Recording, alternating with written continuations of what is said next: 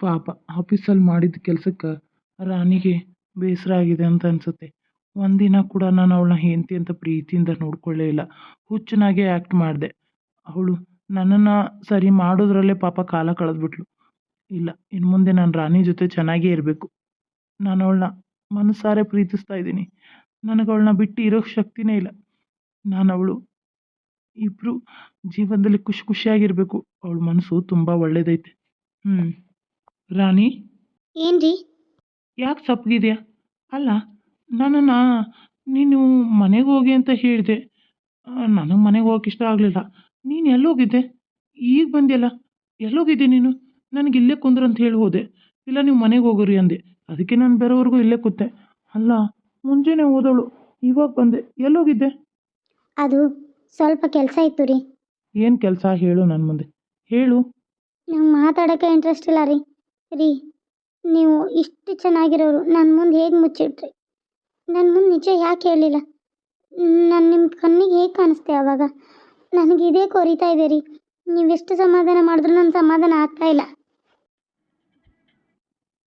ಕನಸಲು ನೀನಿ ಮನಸಲು ನೀ ನನ್ನಾನೇ ನಿನ್ನಾನೇ ನನ್ನಾನೇ ನಿನ್ನಾನೇ ಒಲಿದ ನಿನ್ನ ಬಿಡೆನು ಚಿನ್ನ ನಿನ್ನ ಎಂದೆಂದಿಗೂ ಕನಸಲು ನೀನೆ ಮನಸಲು ನೀ ನನ್ನಾನೇ ನಿನ್ನಾನೇ ನನ್ನಾನೇ ನಿನ್ನಾನೇ.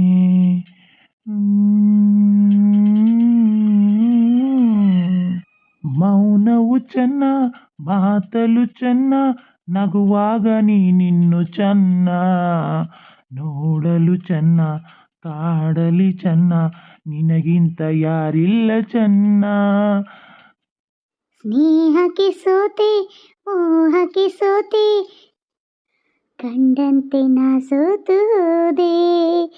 ಮಾತಿಗೆ ಸೋತೆ ಪ್ರೀತಿಗೆ ಸೋತೆ ಸೋಲಿಲ್ಲಿ ಗೆಲುವನ್ನು ಕಂಡೆ ಸೋಲಲ್ಲಿ ಗೆಲುವನ್ನು ಕಂಡೆ. ಕನಸಲು ನೀನೆ ಮನಸ್ಸು ನೀನೆ ನನ್ನಾನೇ ನಿನ್ನಾನೇ ನನ್ನಾನೇ ನಿನ್ನಾನೇ.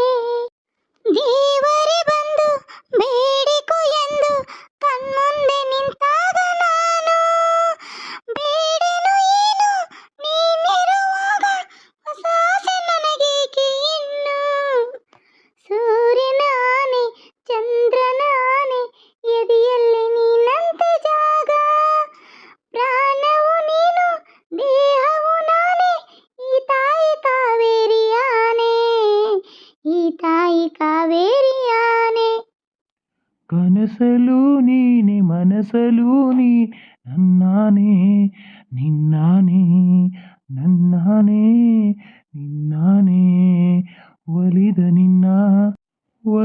ನಿನ್ನ ಬಿಡೆನು ಚಿನ್ನ ಇಂದು ಎಂದೆಂದಿಗೂ ನಿನ್ನ ಎಂದೆಂದಿಗೂ ಲಲಲ ಲಲಲ.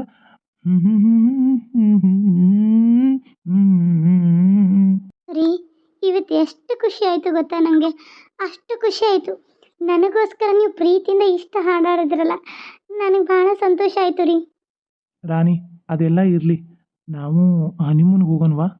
ಹನಿಮೂನ್ಗ? ಈಗ ಬೇಡ ರೀ. ಯಾಕಂದರೆ ಈಗ ಹನಿಮೂನ್ಗೆ ಹೋದರೆ ರವಿ ಆಟ ಇಲ್ಲಿ ಸಕ್ಸಸ್ ಆಗುತ್ತೆ. ಅವನು ಬಹಳ ಕೆಟ್ಟವನಿದ್ದಾನೆ. ಏನು ಹೇಳ್ತಾ ಇದೆಯಾ? ಹೌದು ರೀ. ನಮ್ಮ ಕಂಪ್ನಿ ಬಗ್ಗೆ, ನಮ್ಮ ಆಫೀಸ್ ಬಗ್ಗೆ, ನಮ್ಮ ಒಂದು ನಾವೇನು ಅಂದ್ಕೊಂಡು ಮಾವಾರು ಈ ಕೆಲಸ ಸ್ಟಾರ್ಟ್ ಮಾಡಿದಾರೋ ಅದನ್ನೆಲ್ಲ ಹಾಳು ಮಾಡಕ್ಕೆ ನಿಂತಿದ್ದಾನೆ ರವಿ. ಅಲ್ಲಿ ಯಾವುದು ಸರಿ ಇಲ್ಲ ರೀ. ಅಲ್ಲಿರೋ ವರ್ಕರ್ಸು ಎಲ್ಲ ರವಿ ಹೇಳ್ದಂಗೆ ಕೇಳ್ತಾರೆ.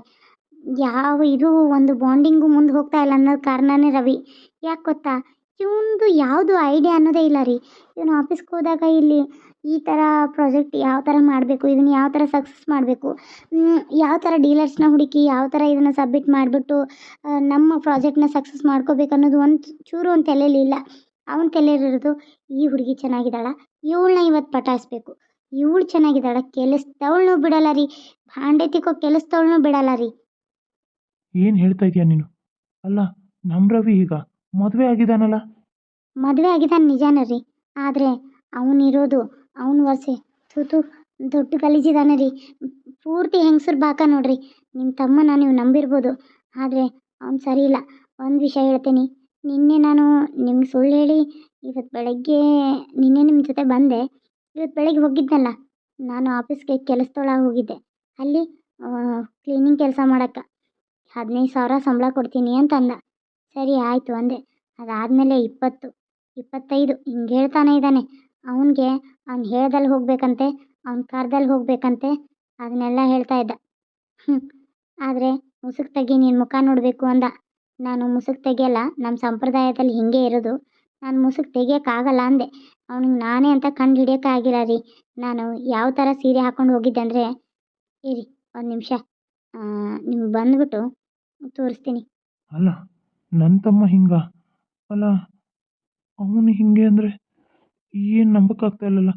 ಇದ್ರೂ ಇರ್ಬೋದು, ಅವನೇ ನನ್ನ ಸ್ವಂತ ತಮ್ಮನ ಅಲ್ವಲ್ಲ, ಇದ್ರೂ ಇರ್ಬೋದು. ಆದರೆ ನಾನು ಮೊದಲು ಹುಡುಕ್ಬೇಕಾಗಿದ್ದು ನಿಂಗಮ್ಮ ಎಲ್ಲಿ ಹೋದ್ಲು ಅಂತ. ರೀ, ನಾನು ಹೋಗಿದ್ದು ಈ ಗೆಟಪಲ್ಲಿ. ಏನು, ನೀನು ಹೋಗಿದ್ದು ಈ ಥರ ಸೀರೆ ಉಟ್ಕೊಂಡ ಕೆಲಸದೊಳಗೆ? ರಾಣಿ, ನೀನು ಆಫೀಸ್ ಮಹಾರಾಣಿ ಕಣೆ, ನೀನು ಯಾಕೆ ಕೆಲಸದೊಳಗೆ ಹೋಗಿದ್ದೆ? ನಮ್ಮ ಆಫೀಸು, ನಮ್ಮ ಆಸ್ತಿ ಅಂತಸ್ತನ್ನು ನಾನು ಉಳಿಸ್ಕೋಬೇಕಂದ್ರೆ ನಾನು ಕೆಲಸನೂ ಮಾಡಬೇಕಾಗತ್ತೆ, ಅಲ್ಲಿ ಪಾತ್ರೆನೂ ತೊಳಿಬೇಕಾಗತ್ತೆ. ನೀವೇನು ಯೋಚನೆ ಮಾಡೋಕ್ಕೆ ಹೋಗ್ಬೇಡಿ, ನಾನು ಎಲ್ಲ ನಿಭಾಯಿಸ್ತೀನಿ. ರೀ, ಹಾಗೆ ನೀವು ಇದನ್ನೆಲ್ಲ ಹೇಗೆ ಸರಿ ಮಾಡೋದಂತ ನೋಡಿ. ಒಂದು ವಿಷಯ, ಇದು ಯಾವುದು ಅತ್ತೆಗೆ ಗೊತ್ತಾಗಬಾರ್ದು. ಹೌದು, ನಿಂಗೆ ಇಷ್ಟೊಂದು ಧೈರ್ಯ ಎಲ್ಲಿಂದ ಬಂತು? ಧೈರ್ಯ ಎಲ್ಲಿಂದ ಬಂತು ನಿಂಗೆ? ನನ್ನ ಧೈರ್ಯನೇ ಅತ್ತೆ ರೀ. ನನ್ನ ಮೈಯಲ್ಲಿ ಅತ್ತೆ ಇರ್ತಾಳೆ. ನಿಮ್ಮ ಜೊತೆ ಇದ್ದಾಗ ಅತ್ತೆ ನನ್ನ ಜೊತೆ ಇರಲ್ಲ, ಅವರು ದೂರನೇ ನಿಂತಿರ್ತಾರೆ. ಆದರೆ ನಾನು ಅವ್ರ ಜೊತೆ ಮಾತಾಡಬೇಕಾದ್ರೆ ಅತ್ತೆ ನನ್ನ ಮೈಯಲ್ಲೇ ಇರ್ತಾರೆ ರೀ. ಇದನ್ನು ನಾನು ನಿಮ್ಮ ಮುಂದೆ ಹೇಳೋಕ್ಕಾಗಲ್ಲ. ಇದನ್ನ ಮುಂದೆ ನಾನು ಹೇಳಿದರೆ ಇದು ಮುಂದೆ ಅತ್ತೆಗೆ ತೊಂದರೆ. ಅತ್ತೆ ಬಂದಿದ್ದಾಳೆ, ಅದು ದೆವ್ವ ಆಗಿ ಅಂತ ಅದು ಗೊತ್ತಾದರೆ ಅವರು ಅದು ಇದು ಮಾಡಿ ಅತ್ತೆಗೆ ದಿಗ್ಬಂಧನ ಮಾಡೋಕ್ಕೂ ಹೇಸಲ್ಲ. ಅದಕ್ಕೆ ನಾನು ಅತ್ತೆ ಇದ್ದಾಳೆ ಅನ್ನೋದು ಸುದ್ದಿನೇ ಹೇಳಲ್ಲ. ನಾನೇ ನಾನೇ ಇದನ್ನು ಮಾಡ್ತಾಯಿದ್ದೀನಿ ಅಂತ ಹೇಳ್ತೀನಿ. ರಾಣಿ, ಏನು ಯೋಚನೆ ಮಾಡ್ತಾ ಇದೀಯ? ನಾನು ಕೇಳ್ತಾ ಇರೋದು ಹೇಳು. ಅಯ್ಯೋ ರೀ, ನಾನು ಬಂದಿರೋ ಈ ಮನೆ ಸಂತೋಷವಾಗಿ ಸುಖವಾಗಿ, ನಾನು ಕಾಲಿಟ್ಟ ಈ ಮನೆ ಅದೇನೋ ಅಂತಾರಲ್ಲ, ಎಲ್ಲ ಸಂತೋಷದಿಂದನೇ ತುಂಬಿರಲಿ ಅಂತ ನಾನು ಅನ್ಕೋತೀನಿ. ಆದರೆ ಇಲ್ಲಿ ಆಗ್ತಾ ಇರೋದು ಅನಾಚಾರ ರೀ. ನಿಮಗೆ ಎಷ್ಟು ನೀವು ಒಳ್ಳೆಯವರು, ನಿಮಗಿಲ್ಲಿ ಮೋಸ ಆಗ್ತಾಯಿದೆ, ಮೋಸ ಆಗ್ತಾಯಿದೆ, ವಂಚನೆ ಆಗ್ತಾಯಿದೆ. ನಿಮಗೆ ಹುಚ್ಚು ಬರೋ ಇಂಜೆಕ್ಷನು, ಗುಳಿಗೆ, ಮಾತ್ರೆ ಕೊಟ್ಟು ನಿಮ್ಮನ್ನು ಹುಚ್ಚನ್ನು ಮಾಡಿ ಈ ಆಸ್ತಿಗೆಲ್ಲ ಮಗನ ವಾರಸ್ದಾರ ಮಾಡಬೇಕಂತ ಇರೋ ಆ ಭಾಗ್ಯನಿಗೆ ಮಗ ಇಲ್ಲಿ ಹೆಣ್ಮಕ್ಳಿಗೆಲ್ಲ ದುಡ್ಡು ಸುರಿದು ದುಡ್ದಿರೋ ದುಡ್ಡನ್ನೆಲ್ಲ ಹೆಣ್ಮಕ್ಳು ಹೆಣಕ್ಕೆ ಬಡ್ದು ತಾನು ಎಂಜಾಯ್ ಮಾಡ್ತಾ ಇದ್ದಾನೆ ನೋಡ್ರಿ. ನಾವು ಈ ದುಡ್ಡು, ಈ ಆಸ್ತಿನ ಉಳಿಸ್ಕೋಬೇಕು ಅಂದರೆ ಇದು ವಿಷಯ ಎಲ್ಲ ಮಾವನಿಗೆ ಗೊತ್ತಾಗಲೇಬೇಕು. ಇದನ್ನು ಮಾವನಿಗೆ ಗೊತ್ತಾಗೋಂಗೆ ನಾವು ಮಾಡಲೇಬೇಕು. ಇವನು ಅಲ್ಲ, ಇಷ್ಟು ದೊಡ್ಡ ಫ್ಯಾಕ್ಟ್ರಿಗೆ ಮಾವನ್ನ ಕಳಿಸ್ಬಿಟ್ಟು ಅಲ್ಲಿ ಆಫೀಸಲ್ಲಿ ಹುಡುಗಿರ್ನ ಇಟ್ಕೊಂಡು ಚಕ್ಕಂದ ಆಡ್ತಾ ಇದ್ದಾನೆ ರೀ. ಮಾವ ಇಷ್ಟು ದೊಡ್ಡ ಫ್ಯಾಕ್ಟ್ರಿನೆಲ್ಲ ಹೇಗೆ ನಿಭಾಯಿಸ್ತಾರೆ ರೀ? ನೀವು ಇನ್ನು ಮುಂದೆ ಮಾವನ ಜೊತೆ ಫ್ಯಾಕ್ಟ್ರಿಗೆ ಬನ್ನಿ. ನೀವಿರೋ ನಡವಳಿಕೆ, ನೀವು ನಡ್ಕೊಳ್ಳೋ ರೀತಿ ನೋಡ್ಬಿಟ್ಟು ಅವರು ನಿಮಗೆ ಕರಗಿದ್ರು ಕರ್ಗ್ಬೋದು, ಅವ್ರಿಗೆ ಸತ್ಯ ಗೊತ್ತಾದರೂ ಗೊತ್ತಾಗ್ಬೋದು. ಅಲ್ಲ, ನನ್ನ ಅಪ್ಪ ಒಳಗೆ ಬಿಟ್ಕೋತಾರಂತೀಯ? ಸಾಕು ರೀ, ಸಾಕು. ಇನ್ನು ಹುಚ್ಚನಾಗಿ ಆ್ಯಕ್ಟ್ ಮಾಡಿದ್ದು. ಇನ್ನು ಮುಂದೆ ನೀವು ಸೀರಿಯಸ್ ಆಗೇ ಇರಿ. ನೀವು ಹುಚ್ಚನಾಗಿ ಆ್ಯಕ್ಟ್ ಮಾಡೋದ್ರಿಂದ ಅದು ಆಗೋ ತೊಂದರೆ ನಿಮಗೆ. ಯಾವ ಹಾಲು ಕೊಟ್ಟರು ಕುಡಿಬೇಡಿ, ಯಾವ ಊಟ ಮಾಡಿದ್ರು ನೀವು ಅವ್ರು ಏನೇ ಕೊಟ್ಟರು ನೀವು ಕುಡಿಯೋಕ್ಕೆ ಹೋಗಬೇಡಿ. ಒಂದನ್ನು ಹನಿ ನೀರು ತೊಗೊಂಬಂದು ಕೊಟ್ಟಿದ್ದಾರಂದ್ರೂ ನೀವು ಕುಡಿಯೋಕ್ಕೆ ಹೋಗಬೇಡಿ. ಸ್ವತಃ ನೀವೇ ಹೋಗಿ ಅಡುಗೆ ಮನೆಗೆ ನಿಮ್ಗೇನು ಬೇಕೋ ಅದನ್ನು ಹಾಕ್ಕೊಂಡು ಉಣ್ಣಕ್ಕೂ ಯಾರನ್ನೂ ಕರಿಬೇಡಿ. ಕೆಲಸದವ್ರನ್ನ ಕೂಡ ನಂಬೇಡಿ. ನಾನಿದ್ದಾಗ ನನ್ನನ್ನು ಕರೀರಿ, ನಾನು ಬರ್ತೀನಿ. ನಾನು ಇಲ್ಲದೇ ಇದ್ದಾಗ ನೀವೇ ಸ್ವಂತ ಹೋಗಿ ಅಡುಗೆ ಮಾಡಿ ಇಟ್ಟಿದ್ರಲ್ಲೇ ಹಾಕೋದಿಲ್ಲ ಅವರು. ನಿಮಗೆ ಸ್ವಂತ ಸಪ್ರೇಟಾಗಿ ತರಬೇಕಾದ್ರೆ ಹಾಕ್ತಾರೆ ನೋಡಿ. ನೀವಾಗಿ ಹೋಗಿ ಬಡಿಸ್ಕೊಳ್ಳಿ. ಇಲ್ಲ ನಿಮ್ಗೆ ಹಸು ಆದರೆ ಏನು ಅಡುಗೆ ಇಲ್ಲ ಅಂದರೆ ನೀವೇ ಮಾಡ್ಕೊತೀನಿ. ಅಷ್ಟು ಮೀರಿ ನಿಮ್ಗೆ ತಿನ್ನೋಕ್ಕಾಗಿಲ್ಲ ಅಂದರೆ ಹೊರಗಡೆ ಬಂತೀನಿ ನೋಡಿ. ಅಲ್ಲಿ ಮಾತ್ರ ತಿನ್ನಕ್ಕೆ ಹೋಗ್ಬೇಡಿರಿ. ನನ್ನ ಅರ್ಥ ಮಾಡ್ಕೊಳ್ಳಿ ಪ್ಲೀಸ್. ನಾನು ಹೇಳೋದೊಂದು ಮಾತು ನಿಮ್ಗೆ ತಿಳಿತಾ ಇದೆಯಲ್ಲ. ಇಲ್ಲಿ ನಿಮ್ಮ ಚಿಕ್ಕಮ್ಮನ ಕೈವಾಡ ತುಂಬ ಇದೆ. ಹಾಗೆ ಈಗ ಬಂದಿರೋಂಥ ರವಿ ಹೆಂಡತಿ ಕೂಡ ಅವಳೇ. ಹೌದು, ನಿನ್ನ ಮಾತು ನಾನು ನಂಬಬೇಕು. ಆದರೆ ನಾನು ನಿನಗೂ ಟೈಮ್ ಕೊಡಬೇಕಲ್ವಾ? ನೋಡು, ಅದು ಅದು ನಾನು ಹಿಂಗೆ ಹೇಳ್ತೀನಿ ಅಂತ ನೀನು ಬೇಜಾರು ಮಾಡ್ಕೋಬೇಡ. ಏನು ಹೇಳ್ರಿ? ಅದು ನಾನು ಇನ್ನು ಮುಂದೆ ನಿನ್ನ ಜೊತೆ ಜೀವನ ಶುರು ಮಾಡಬೇಕು ಅಂದ್ಕೊಂಡಿದ್ದೀನಿ. ನಮ್ಗೆ ಹೇಗೋ ಒಂದು ಮಗು ಆದರೆ ಆಸ್ತಿ ಎಲ್ಲ ಆ ಮಗು ಹೆಸರಲ್ಲಿರುತ್ತೆ. ಆಮೇಲೆ ನಾವಿಬ್ಬರು ಜೀವನ ಪೂರ್ತಿ ಸುಖವಾಗಿರ್ಬೋದು ಅಂತ. ಏನಂತೀಯ? ಅದು ರೀ, ಈಗ ಇದನ್ನೆಲ್ಲ ಬಗೆಹರಿಸೋದು ಬಿಟ್ಟು ನಾವು ಮಕ್ಕಳು ಅಂತ ಮಾಡ್ಕೊಂಡು ಕೂತ್ರೆ ಇವರು ನಾಳೆ ನಮ್ಮ ಮಗುಗೂ ಏನು ಮಾಡೋಕ್ಕೂ ಹೆಸಲ್ಲ ಅಂತೀರ. ನೋಡಿ, ನಾವಿಬ್ಬರೇ ಇದ್ದೀವಿ, ಹೇಗೋ ಫೇಸ್ ಮಾಡ್ಬೋದು. ನಾಳೆ ನಮ್ಮ ಮಗು ಅಂತ ಆದರೆ ಅದಕ್ಕೆ ತೊಂದರೆ ಕೊಡೋಕ್ಕಾದ್ರೆ ಏನು ಮಾಡಿದ್ರಿ? ಬೇಡ, ನಾನು ಪ್ರೆಗ್ನೆಂಟ್ ಇದ್ದೀನಿ ಅಂತ ನಾನು ಅದೇ ಮನೇಲಿ ಇರಬೇಕು. ಹೊಟ್ಟೆಗೆ ವಿಷ ಹಾಕೋದು, ಮಗುನ ಸಾಯ್ಸೋಕೆ ನೋಡೋದು, ಅದ್ರ ಜೊತೆ ನನ್ನೂ ಸಾಯ್ಸೋಕೆ ನೋಡೋದು, ಇದೆಲ್ಲ ಬೇಡ. ನಾನು ನೀವು ಇಬ್ಬರೇ ಫೇಸ್ ಮಾಡಿ ಇದನ್ನೆಲ್ಲ ಗೆದ್ದು, ಇದೆಲ್ಲ ಇವ್ರು ಮಾಡೋ ಅನಾಚಾರನೆಲ್ಲ ಮಾವನ ತೋರಿಸಿ, ಅತ್ತೆದು ರವಿದು ಎಲ್ಲನೂ ಬಯಲು ಮಾಡಿಬಿಟ್ಟು ಅವ್ರಿಗೊಂದು ಬುದ್ಧಿ ಕಲಿಸ್ಬಿಟ್ಟು ಆಮೇಲೆ ನಾವು ಮಕ್ಕಳು ಮಾಡ್ಕೊಳಕ್ಕೆ ಯೋಚನೆ ಮಾಡೋಣ ರೀ. ರೀ, ನಿಮ್ಮ ಜೊತೆ ನಾನು ಜೀವನ ಮಾಡೋಕೆ ಒಪ್ಕೋತೀನಿ, ಆದರೆ ಮಕ್ಕಳು ಈಗ ಬೇಡ ಅಂತ ಏನಂತೀರ? ಹೌದು ಹೌದು ರಾಣಿ, ನೀನು ಹೇಳ್ತಾ ಇರೋದು ಸರಿ. ನನ್ನವನ್ನೇ ಅವ್ರು ಹುಚ್ಚನ್ನು ಮಾಡಿ ಒಗೆದಿರ್ಬೇಕಾದ್ರೆ ಈಗ ನಾಳೆ ನಮ್ಮ ಹುಟ್ಟೋ ಮಗುಗೆ ಎಷ್ಟು ತೊಂದರೆ ಕೊಡಬಾರ್ದು. ನಾನು ನರಳ್ದಂಗೆ ನನ್ನ ಮಗು ಕೂಡ ನರಳೋದು ಬೇಡ. ಸರಿ, ನೀನು ಹೇಳ್ದಂಗೆ ಆಗಲಿ. ನಮ್ಮಿಬ್ಬರ ಮಧ್ಯೆ ಯಾವುದೇ ರೀತಿ ಸಂಬಂಧ ಇಲ್ಲ ಅನ್ನೋವರೆಗೂ ಅವ್ರು ಇರಲಿ. ಆದರೆ ನಾನು ನೀವು ಜೀವನ ಶುರು ಮಾಡೋಣ.